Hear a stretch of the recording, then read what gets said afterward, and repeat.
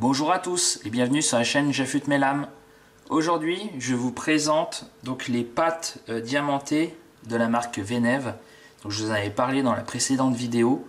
Et donc là, je vais vous montrer donc l'ensemble des pâtes que j'ai avec les cuirs.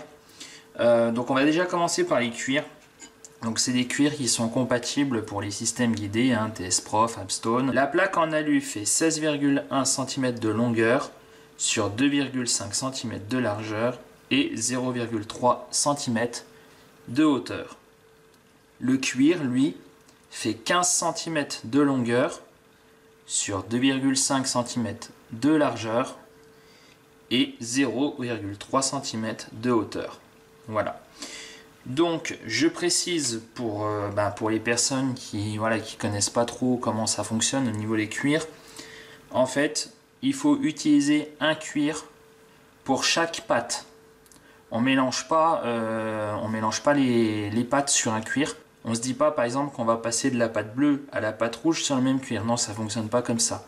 Lorsque on utilise un cuir et qu'au bout d'un moment on se rend compte qu'il est sale, pour le nettoyer, il y a plusieurs techniques. On peut prendre du papier à poncer tout simplement.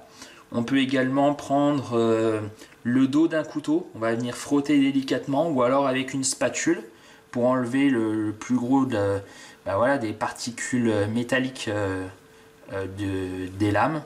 Et ensuite, on revient mettre une petite couche de pâte diamantée.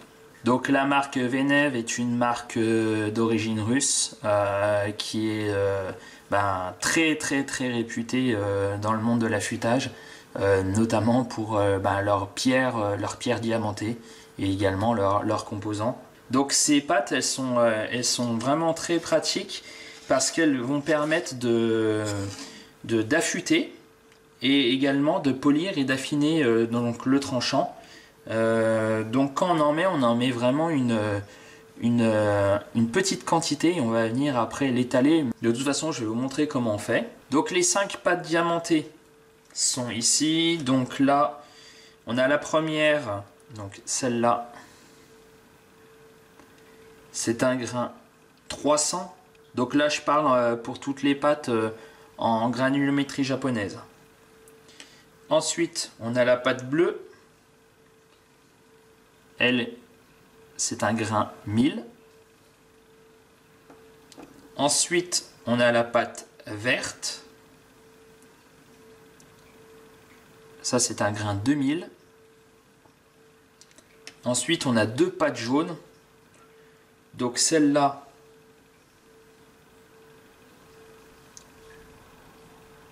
c'est un grain 5000. Et enfin, pour finir, on a cette pâte-ci. Et elle, ça correspond à un grain 10 000. Donc quand on prépare une pâte, donc là c'est ce que je vais faire, je vais vous montrer. Comme je vous ai dit, on n'en met pas énormément. Il vaut mieux en mettre un tout petit peu. On étale, on voit ce que ça donne, plutôt que d'en mettre énormément, ça sert à rien. Et une fois qu'on a préparé notre cuir, il faudra bien laisser sécher, on ne l'utilise pas directement. Parce que sinon vous allez avoir toute la pâte diamantée qui va aller sur vos couteaux. Ça n'a aucun intérêt. Donc on laisse bien sécher. Et une fois que c'est sec, après on peut y aller. Donc pour l'étaler, plusieurs méthodes encore une fois. On peut prendre une petite carte en plastique style carte de fidélité ou carte bleue. Ou alors prendre une petite spatule. Moi ce que je vais faire, alors c'est une simple spatule en plastique, c'est une spatule que j'ai eue avec des pots de Nutella. Donc là ça va aller très bien pour ce que j'ai à faire. Donc là je vais commencer avec la pâte rouge, donc j'en fais une pour vous montrer. Après les autres je les ferai en off et puis après je les testerai sur une lame pour voir le résultat qu'on peut obtenir avec.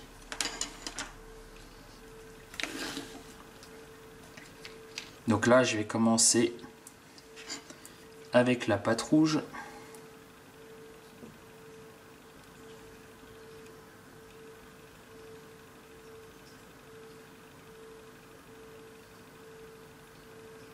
Voilà, je vais juste mettre ça au départ. Et ensuite,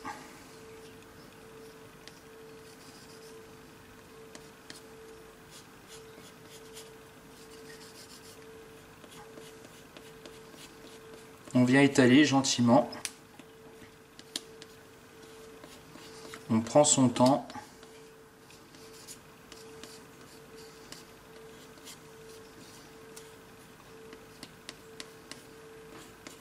Vous voyez, là j'en ai mis quand même très peu. Et on a déjà toute cette partie là qui est faite.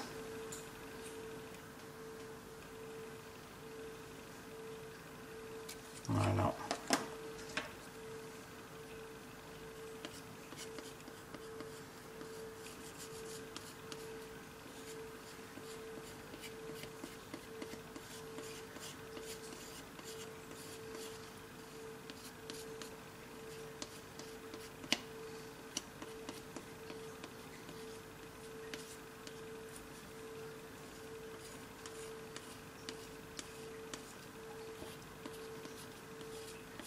Donc vous voyez, il en faut vraiment très peu.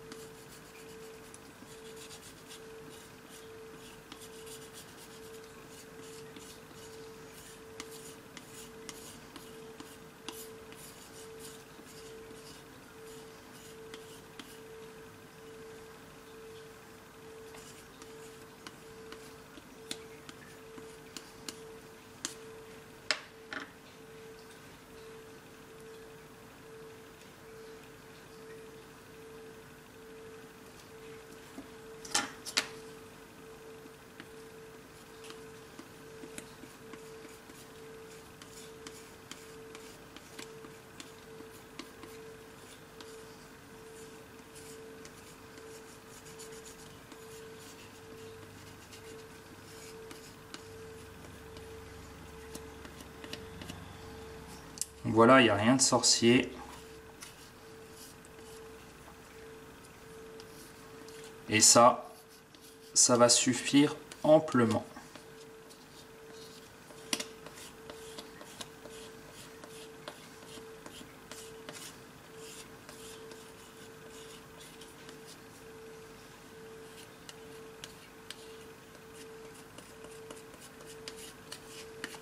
Vous voyez? Et puis de toute façon, c'est à force d'utiliser que de toute façon ça va s'uniformiser sans aucun problème.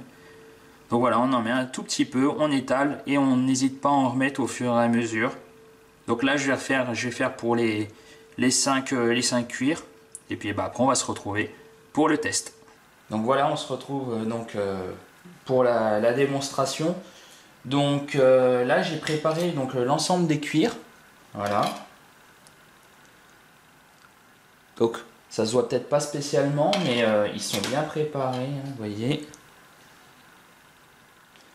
Voilà. Donc pensez bien une chose, ça peut paraître bête, mais mettez la granulométrie derrière les plaques en alu. Parce qu'une fois que la pâte est dessus, surtout avec les deux jaunes, la grain 5000 et la grain 10000, je vais vous montrer, on voit pas beaucoup de différence. Donc c'est important quand vous préparez vos cuirs de bien noter la granulométrie. Et lorsque vous préparez votre cuir, pensez également, alors ça paraît logique mais je vais quand même le dire, il faut être dans un environnement chaud, donc on va dire une température ambiante normale. Faut pas qu'il fasse trop froid dans la pièce, sinon la pâte elle va avoir du mal à sortir. Et lorsque on l'utilise pour la première fois, c'est important de presser doucement les tubes pour permettre à la pâte de se remixer correctement. Donc voilà, et comme je l'ai dit, vous en mettez un tout petit peu, vous étalez et ensuite vous étalez au fur et à mesure. Vous en remettez, il ne faut pas hésiter à en remettre petit à petit plutôt que d'en mettre énormément d'un seul coup. Et bien laisser sécher, donc là vous voyez, j'ai laissé sécher une dizaine d'heures. Bon, si ça se trouve, ça aurait pu être sec avant, mais voilà, j'ai laissé le temps de la nuit. Donc là, on va faire le test sur ce couteau.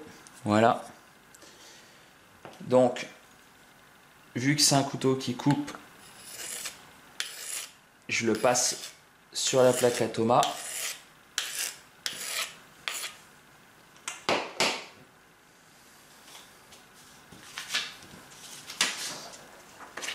On va voir s'il coupe maintenant.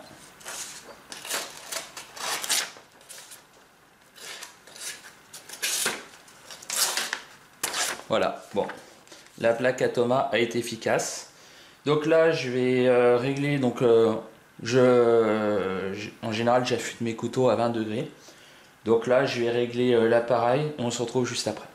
Donc voilà, j'ai tout préparé, donc j'ai bien réglé la bague ici, c'est réglé à 20 degrés. Vu que la lame est petite, j'ai mis les deux pinces du même côté, donc ça ne cause aucun problème. J'ai bien protégé. Ici, vu que j'ai des serrations, j'ai quand même mis une sécurité. Et surtout, chose à bien penser, là on est sur un cuir, alors ça peut paraître bête, c'est simple, mais je vais quand même le répéter. On ne fait pas des allers-retours comme avec une pierre, sinon vous allez abîmer le cuir. Donc là on va passer donc du cuir, donc 300, 1000, 2000, 5000 et 10 000. Et puis on va voir le résultat qu'on obtient à la fin. Tout en sachant que ce genre de cuir avec ses pattes sont quand même très très intéressantes. Parce que quelquefois les pierres de grain fin, donc des 5000, 10 000, elles coûtent relativement cher. Alors que là les pattes sont quand même à un prix relativement abordable. Donc des fois c'est vrai que c'est intéressant de compléter avec des pattes. Ça évite d'acheter des pierres qui coûtent extrêmement cher pour avoir vraiment un résultat optimal.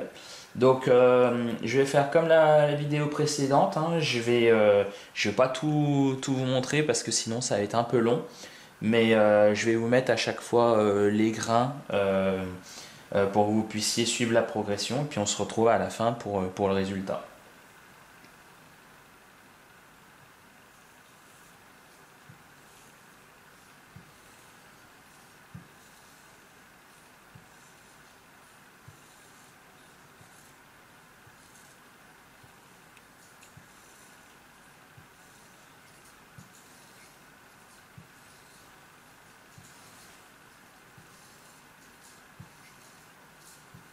Donc là je viens de finir avec le grain 300.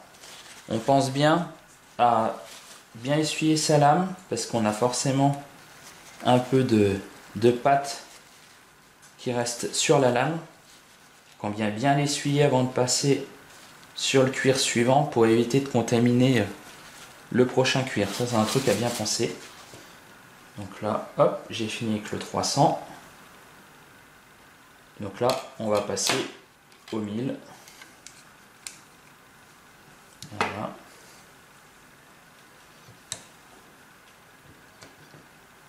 Et on continue.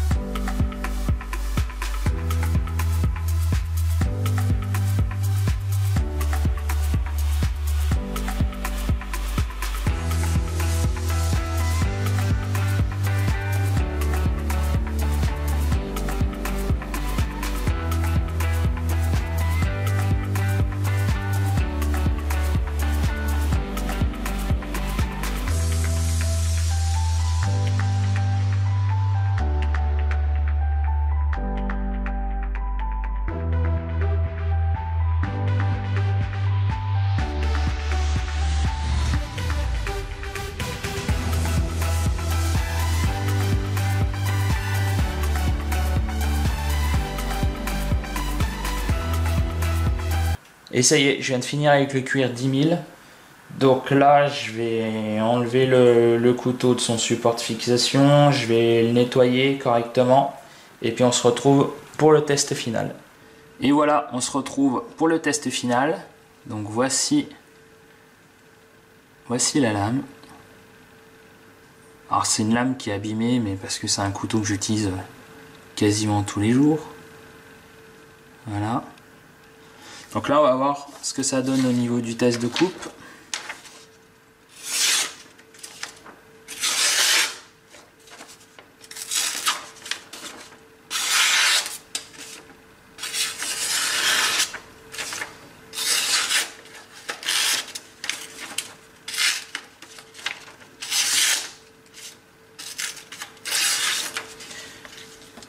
Donc là, ça coupe fort sans aucun problème. Donc voilà, pour vous montrer que même en ayant un couteau émoussé, à la rigueur, on n'est pas obligé de passer sur des pierres. Donc là, je suis passé sur différents cuirs, donc grain 300, 1000, 2000, 5000 et 10 000.